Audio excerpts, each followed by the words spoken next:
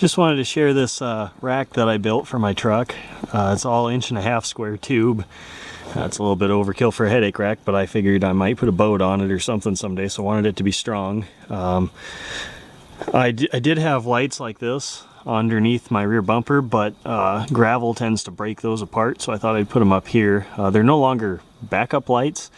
They only run off of the switch in on my gauge pod. I ran all the wire up in through grommets up in the top here, and they're crisscross, so this one on the driver's side actually goes over there and the one on the passenger side comes over here.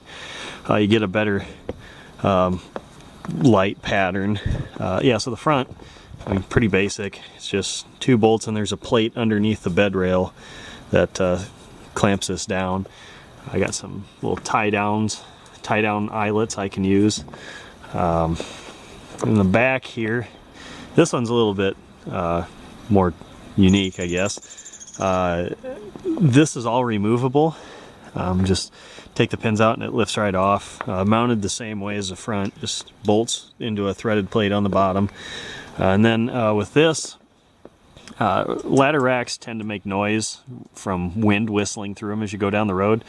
So when I'm not using it, I can take this pin out, remove this bar, and then this whole thing folds down, and this pinhole lines up with this, so I can have it folded down and held in place. That way it's not so noisy going down the road, and it's still right there, and I can just throw these in the back. Now I did think about possibly putting some tabs on here or on here to hold these, but I have not done that yet. That's something I can do in the future. But yeah, that's my little folding ladder rack thing. And I do still have the lights under the bumper, but those are coming off because I think it's the other side. No, it is this side.